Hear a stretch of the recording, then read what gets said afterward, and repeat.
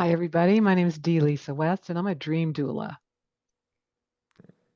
Hi, everyone. I'm Gio, founder of Elemental Rhythm Breathwork, life coach, dad, world adventurer, biohacker. I don't know. All of these things are things that I'm into, but I don't know, if they define me. You know what I mean? I've always asked this question, like when someone asks me for a second, I got to think about what do I say. But Yeah. I'm an explorer. I'm a explorer, and I say that both in the outer world, but what's happened in the last 10 years has been like a total inner world explorer, and that's where the journey never ends. So Do you have an origin story of your journey? Like how you opened your mind into doing this rather than whatever you did before? there's a few specific inflection points in my life that were major shifts, Mm-hmm. that looking back I realized that spirit was speaking to me. And it definitely wasn't a religious person per se. I grew up in a Roman Catholic community, and Jesus and all that kind of stuff. And I believe in a lot of the teachings, but didn't really go to church that often, and like tried to follow the rules of the Ten Commandments. But I think really what happened, after being like a serial entrepreneur for most of my life, and growing up believing that net worth and self worth was the same thing, and if you wanted to be liked and respected and successful, you got to make money, and there's a lot of trials and tribulations, ups and downs, and challenging moments throughout, trying to figure that out. And yeah, I remember probably at least maybe 15 years ago now, give or take. I was sitting at the edge of my bed, and I was having like this kind of like weird daydream, and afterwards I realized like something was speaking to me, whether you call it higher self or God or whatever, something, beyond myself. Or maybe it was my own imagination, who knows? And then I asked, what is that anyways? But anyways, I had, got to a comfortable position in life where, I'd go on a couple vacations a year. I'd bought myself a house, married, decent car in the driveway. And I was sitting at the edge of my bed, and just remember vividly, like just staring down at my hands. And I kind of had this vision of these old wrinkly hands, like my grandfather's hands. And the thought that next came into my mind was like, okay, you figured out, how to live this kind of like comfortable life, and you're going to keep doing the same thing for the next 20, 30, 40, 50 years. And you're going to keep waking up at the same side of this bed, and you're going to Mm. die, and no one's going to care. And you're not going to make an impact. And what is the point? Wow. And So, did hmm, this come as a knowing, like an inner knowing, or was it a voice in your head? oh, it's so hard to pinpoint at that time specifically. Mm. It was like I was speaking to myself, because a lot of inner dialogue that's happening, but the Right. awareness that brought it was from somewhere else, it felt like, Right. and then it was the contemplation that kind of followed. um and what really happened in that moment was I became aware of how unfulfilled I was with Hmm. everything I was doing, and I was just keeping myself busy, like just trying to make money doing all these things, and I was just so busy, but I guess I was just avoiding, you know not feeling what I was feeling. And Right. the more I became aware of this unfulfillment, the more I couldn't escape it anymore. Everywhere I was seeing it everywhere in the work that I did, the business that I had. And it was challenging for me because in the past, I would use my superpower, which is my problem solving skills, my analytical mind, to figure out the answers, right? Yeah. But there wasn't a way out of this one with my mind. And that's kind of where the inner journey began. And it really started where most people go when they have problems these days, which is to type into Google, what's the meaning of life? Wait, What? you can type that into Google? Well, I won't give you an answer, but you go there and you start looking, like, what is the meaning of life? Like, what is the purpose here? And just like I started like searching, and Google Mm. didn't get me too far, but it led me to some videos on YouTube.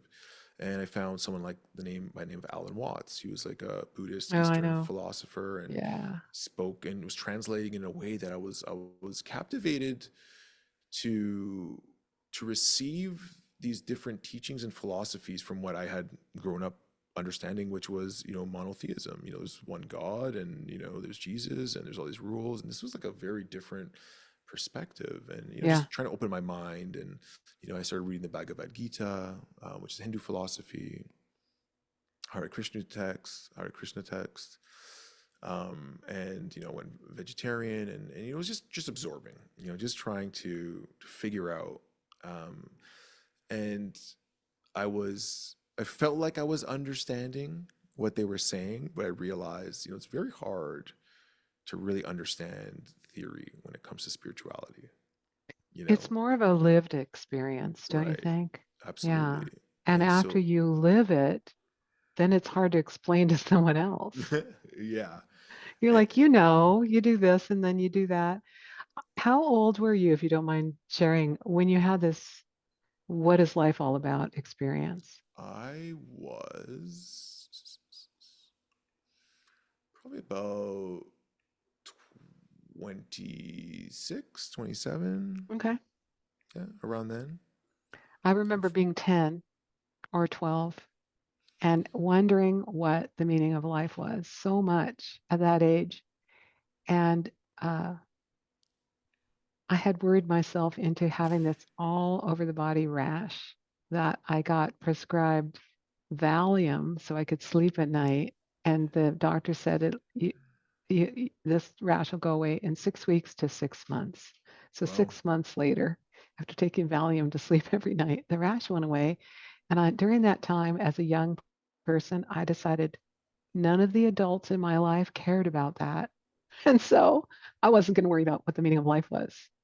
Mm, I think a lot of people also just say, I I'm not going to worry about it. I'm not going to think what is the meaning of life? yeah. And for each of us, is it the same thing? Because now I believe the meaning of life is love, Mm-hmm. being Yeah. love, sharing love, Mm-hmm. being in love, being in that love energy. But maybe for someone else, their meaning isn't my meaning. And this is what's so beautiful about it. It's such a mystery. And Yeah. everyone's coming in here, not knowing where we came from, not knowing where we're going, to really experience it and try to interpret, um, this experience, and trying to really understand. It's like, okay, like, what is happening, like Yeah. within What? myself, in the world. Yeah. It's just like, Yeah. Yeah. it's such a strange thing.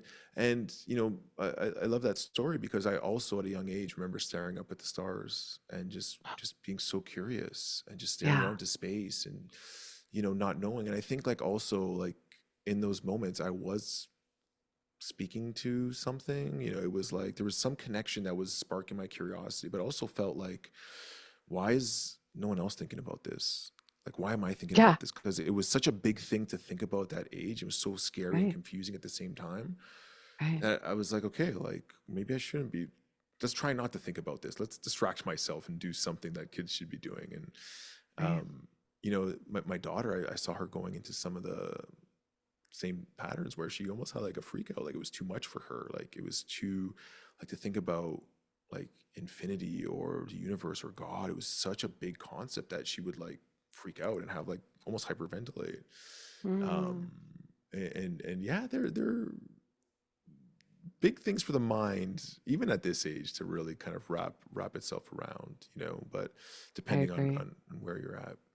Um, but even me, sometimes I think about, I was like, wow, like I still know so little, you know, and maybe that's a good thing. Maybe we don't have to figure it all out, but there are That is still, what some people say. It's we're here to remember uh, the things that we forgot when we were born, and to learn how to play with energy and things like that. So is that when you got into breath work, or tell us more about what did you do after that epiphany where you're like, oh Mhm. my goodness, my life is like meaningless. What the F am I doing? Yeah. So it's like, okay, I got to figure this out. I can't figure it out. So I just started like researching and reading these books and watching YouTube videos. And in one video, I remember in reading the comments, because I like to browse through the comments a lot. And someone mentioned, if you think Alan Watts is interesting, Terrence McKenna will blow your mind. I'd never heard that name Mm, before. It's like, okay, let me search this guy up. So I pop his name into the YouTube, and from the first video, I was just like absorbed into, you know, probably like a 4, 5, 6 hour binge of just listening to him speak. And he was like a poet and intellectual, and he was speaking a lot about his experience with plant medicines, psychedelics, and growing up, in the counterculture movement in the 60s and 70s, and going down to the Amazon to look for these psychedelic mushrooms and stumbling upon ayahuasca and sharing how profound those experiences were for him and him trying to describe it in words. He was such a poet. I think that was part of what like really drew me in. And I just started feeling this really strong calling within me that there's something there that I need to explore. And I wasn't sure what to make of it, but there was this deep curiosity, this deep yearning for experience, And so, you know, once that kind of seed was planted, I started hearing about it more, mainly online, seeing things pop up, and maybe Google was following me around with their ads. I don't know, but um, I ended up connecting with a scientist, Rick Strassman. He wrote the book DMT: The Spirit Molecule, which just happened to be on Netflix at that time, just coincidentally, this is probably the right word. And I watched it, and I remember seeing the look in people's eyes as they were explaining their experience. And I was like, I need to experience what they're experiencing. Their stories are great, but I want to see what's on the other side of that kind of veil there. And so I reached out and I said, hey man, I would love to, volunteer, any upcoming studies or whatever. They were injecting DMT into these patients or studied victims, study, I guess they're patients or And volunteers. I don't people know. who don't know, what is EMT? DMT. So Oh, DMT is thank you. dimethyltryptamine. It is found in the human body. There are some theories that suggest that it is released on birth, um, when you die, or near death experiences, and what creates that those like your life flashing before your eyes, or Okay. they say the spirit molecule because the theory is it connects you from the spirit world in. So they say like it gets released in womb, and when you die, it's like that molecule. And so I reached out to him, and he said, no, sorry, there's nothing going on. You can't volunteer. But, you should check out ayahuasca. It has the same component in it. DMT is the active ingredient. And here's a place in Brazil that I think, they do it right. I know the person who runs this place. It's safe and all that kind of stuff. So I go. So I look into it, 2-week trip to Brazil, tropical jungle area. And I got explained to my wife, who's now pregnant with our second, like, hey, I'm going to the Amazon to drink this, magical brew, psychedelic that's going to, give me these visions, and I'm going to, vomit and purge and maybe, crap my pants because that's part of the process as just cleaning you out. What do you think? And she's like, have you lost your mind?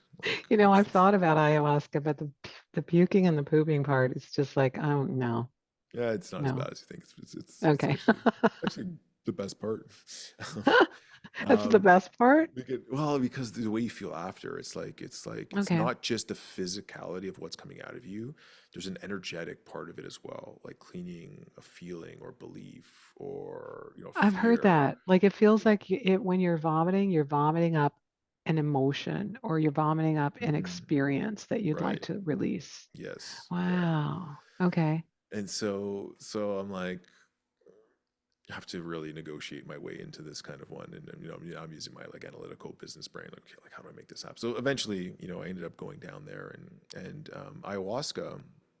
It's like 5,000-year-old tradition, deep from the basin of the Amazon, and they brew a mixture of two different plants. One is a vine, Banisterius capi, which has an MAO inhibitor in it, which blocks an enzyme in your stomach from digesting the DMT. So if I just ate DMT, nothing would happen. My enzymes would digest it and it'd be fine. But when you put the vine in there, it blocks that, allowing it to pass through to blood-brain barrier. I can't speak today, where you have these visions and you have this experience. And for somehow, deep in the jungle, they figured out of hundreds of thousands of plant species, these two plants that don't even grow in the same region, plant them and boil a tea, mix them together, and drink it. So I don't know if it was like a trial and error, and they got there over thousands of years, or they say like something was speaking to them. They had visions. They were so connected to Right. the jungle and the spirits of the jungle. They were like, hey, like do this, and then what they would do is they would use that. And they would use to heal people, and they would drink it, and the shaman would be able to go into the jungle, and they would know exactly what plants to use to give to those person they were healing that would heal their specific ailment. And so I went. So let me ask a Mhm. question. So before Western seekers started doing ayahuasca, the shamans used it for healing and so that they could get a vision and the people could be in this kind of vision space where they would know what they really needed to do to heal them from a specific illness. Yeah, so both. So the shamans Uh-huh. were like plant medicine doctors. They didn't Right, just use ayahuasca. They knew everything in the right, forest, in the jungle that could help. right. And so the healing happens on different layers, right? There's the psycho spiritual, emotional healing. There is physical healing.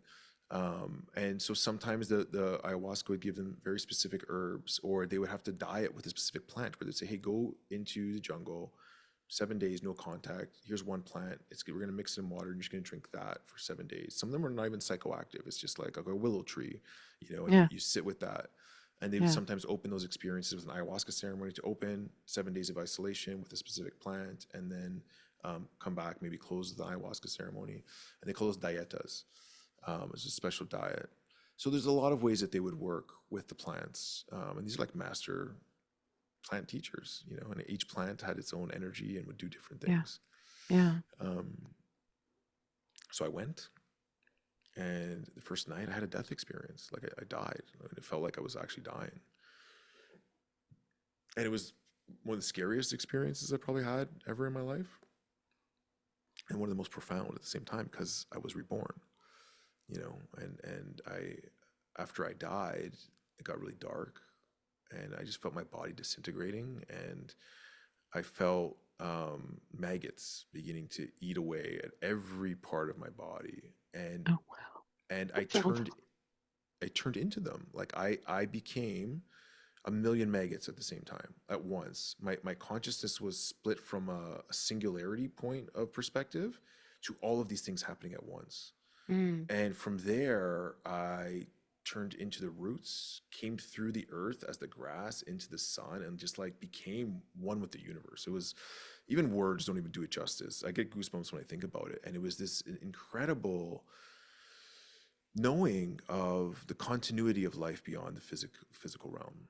It's what it was trying to show me. And I had a lot of fear of death in my life, a lot of fear of being unsure of what happens after this. And it was giving me this experience that was so unbelievable and profound. And I felt like I was kind of being like hugged by God at the end. It was like, yeah, I everything's love going to be that. great. Did Um, that experience remove the fear of death from you?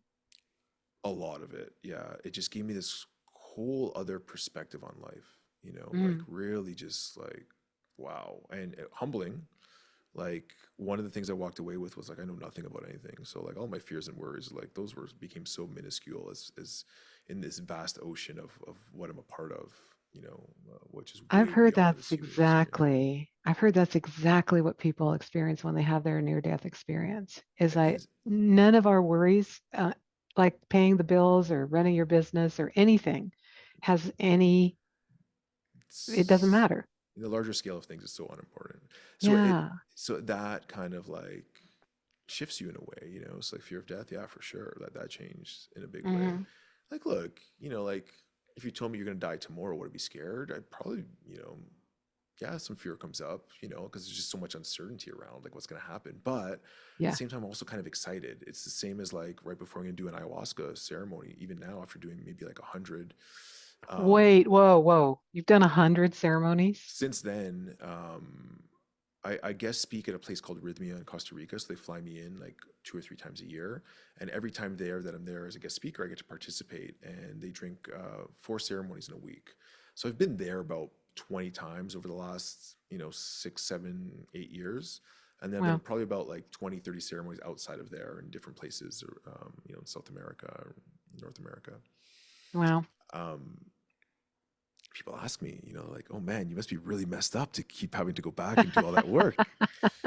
And like, the hard stuff usually, after the first 10, 15 ceremonies, like a lot of that stuff is kind of put to the side. And and now it's just like the most interesting experiences where I'm learning about myself, how to be a better dad, how to love deeper, how to be more in integrity, like these subtle things that, like it's really helping to bring my awareness to that, like I feel like I'm doing a great job in a lot of areas, but there's so much depth to every single word that we use to describe human experience has Mhm. layers of depth to it, Mhm. and this is kind of what that education is for me. It'll give me that perspective and show me a lot in a much deeper way. Like for example, one of the last times I went, I was really just contemplating integrity. Like, what does integrity really mean?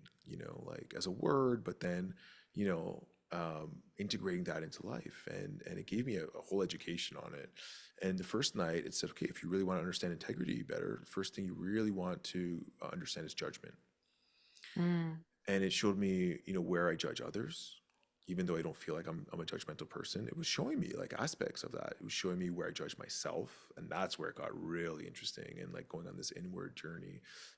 Saw myself in the arena of self judgment, where I had all of these people, including myself, looking at myself, Mhm. and being so critical of myself, and you know um, in some ways not loving myself, and it was like, yeah, like, really, like the pathway to integrity is also intertwined with self-love and being and removing judgment where you can, and just really accepting people where they are, and opening to their perspective. And so, like, again, like I don't think I'm a judgmental person, but it showed me some very specific examples of where I could be more in integrity and more understanding, or all these things. And each night went on to a different level. Like, and I'll give you an even more specific example.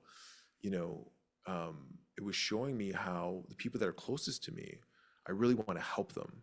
And so I'm a little bit harder on them when it comes to like being healthy or practicing, and they interpret that as being judged. Mm. But that's not my intention. But what it also showed me in that same vein was there's a wound inside me that wants to be of value, wants to be seen and heard by them, that's pushing against this desire of wanting to help them, is also, covering up a wound of wanting to feel worthy or feel needed or feel important. And I was just like, oh my God. So this is the layers that are kind of being That is revealed to myself. so very profound. I think a lot of people will listen to that and see themselves, um, especially women are always trying to be helpful. And are we being helpful from a wounded place? Or Hmm. and do other people see us judging them? Because yes, we're trying to help them. We are judging them. Why do they need our help? We're assuming that they need our help when Right. really they don't. They might not. And a lot of the time, exactly, a lot of times it was the people who were closest to me. Mm, And I was just trying so hard to because I wanted to help, like tell my mom to eat better, like why are you getting this stuff? Like, okay, let's, and they feel judged. Oh, I'm better than them. I know more than them, or my brothers, or all these things. Like, oh wow, I need to be way more compassionate in the way I communicate this to them, because mm-hmm. my intention is not to make them feel bad. It's to actually want them to be healthier. But if they're Yeah, feeling judged, they're gonna build resistance. They're gonna get resentment. It's gonna actually hurt our relationship, in ways that I couldn't see. And it made it so clear in that instance. And each night it would show me another layer of this integrity path, went into like understanding desire, because that was linked to that, like this desire. So, like showed me that path. And then it showed me, self-love and forgiveness, and on into these beautiful experiences, um, that really kind of like gave me this whole new perspective. And I didn't think it was going to be that. Like I thought that was going to be like night one, but by the end of the week, I had this whole different perspective and reflection on where I'm showing up in my life in ways that I can do it better. that's so beautiful. Mhm. That's so beautiful. Thanks for sharing that story. Yeah. I think I'm going to end our conversation here because I want to have another conversation about breath work, and I'll Okay. start that I'll start that one fresh. So thanks Okay. everybody for Let's do listening, it. and let's talk later. Thank you.